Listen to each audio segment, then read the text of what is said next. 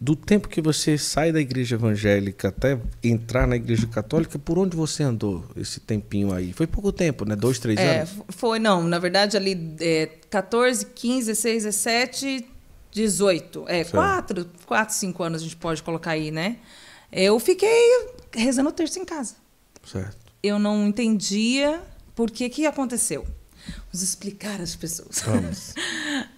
Quando meus pais se separam, eu entro em depressão, mas eu não sei que eu estou em depressão. Certo. Não tenho noção. Hoje você percebe que era uma depressão? Ah, não. Hoje eu fiz tratamento depois, certo. Mas na época eu não tinha noção desse diagnóstico, certo. Né? E também. Quantos irmãos? Hoje nós somos 5, mas na época era só eu e meu irmão. Depois certo. Meu pai casou de novo e teve outros filhos, né?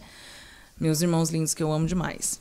Mas quando aconteceu a separação, eu entrei em depressão, não sabia. Minha mãe, muita dificuldade, a gente tinha uma condição financeira muito boa e depois, infelizmente, a gente perdeu tudo. Então, a gente teve uma condição muito restrita. Não nos faltava nada, mas não tínhamos luxo. Uhum. E minha mãe trabalhava muito, então ela não conseguia perceber que... Ela via que era uma coisa de adolescente, sim. Mas ela não conseguia perceber nesse nível.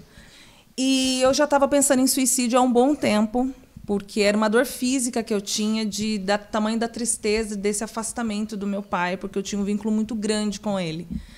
E no dia que eu tento o suicídio, porque, na verdade, eu morava no 3º andar e ficava pensando, se eu cair daqui, se eu me jogar, não vai adiantar. Eu vou, no máximo, quebrar uma perna, vou dar trabalho para minha mãe, já tem tanta coisa para acontecer. Não, eu vou me suicidar com um corte nos pulsos. E planejei isso, e a minha mãe trabalhava à tarde. Eu voltei da escola, fiquei planejando. Num momento específico do dia, eu fui para a cozinha para realmente cometer o suicídio. E minha mãe chegou mais cedo, pela misericórdia de Deus. E aí minha mãe bateu na porta... bateu na porta, não, mexeu no trinco da porta. Eu joguei a faca dentro do armário e corri para o quarto. E assustada, com medo daquilo, né, do que estava acontecendo. Minha mãe ficou sabendo disso anos depois, que eu fui contar para ela. Ela nunca soube dessa situação. E aí, naquele dia, porque quando meus pais se separam, minha mãe tem uma decepção muito grande com a igreja evangélica. E aí, minha mãe é acolhida pela Renovação. Só que eu não vou junto com a minha mãe, eu fico com o meu pai, né, assim, nesse movimento religioso, né? E a minha mãe frequentava, na casa de uma tia minha, que hoje é minha madrinha de casamento, orações de terço. Mas eu não... Eu sabia quem era Nossa Senhora, eu sabia que era assim, mais ou menos o que era o terço, mas eu não tinha noção teológica nenhuma daquilo. Sabia que a minha prima tinha feito primeira comunhão, mas eu não fazia parte do meu universo. E naquele dia minha mãe fala assim, ela baixa na porta... E fala, vamos, filha, na casa da sua tia, que vai ter oração do terço. Eu falo, mãe, mas por que eu vou lá? Né? Ela, vamos, filha. E tal. Eu sempre fui muito obediente à minha mãe, e aí fui.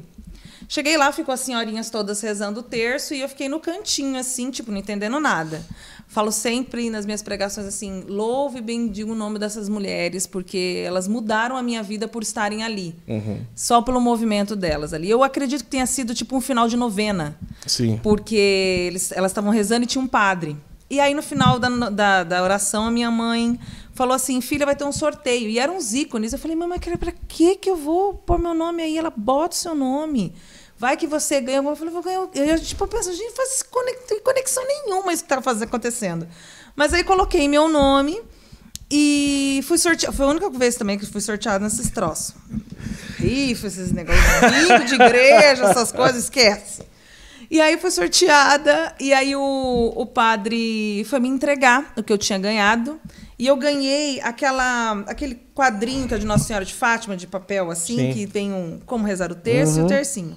Quando eu ganhei o terço, ele me deu, ele falou assim, minha filha, você precisa rezar muito.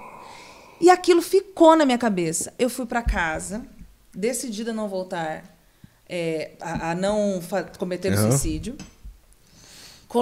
Tinha na minha casa uma gaveta que você puxava, que era um balcão para você estudar. E puxei aquilo, apaguei a luz, sem saber nada do que eu estava fazendo. Apaguei a luz assim, de uma vela, porque eu via a minha tia acender vela para santo. Acendi uma vela, mas totalmente dentro da minha ignorância. Assim. Ajoelhei, abri aquilo e comecei a rezar. E foi aquilo que me tirou da depressão. sem eu entender. E eu senti uma presença absurda, que eu falo para você, eu me arrepio, assim, de lembrar da sensação de uma presença de mãe, de alguém me acolhendo. Porque eu estava muito psicologicamente perdida diante de todos os sentimentos que eu tinha da questão da separação. E aquilo eu fiz escondido da minha mãe, do meu pai, de todo mundo. Tanto que quando meu pai soube da minha conversão, ele não acreditava muito, assim, porque ele não sabia também dessa história. E depois de muitos anos que eu fui contar para minha mãe, porque depois comecei a testemunhar, comecei a pregar, sim, então eu precisava falar para ela o que tinha acontecido.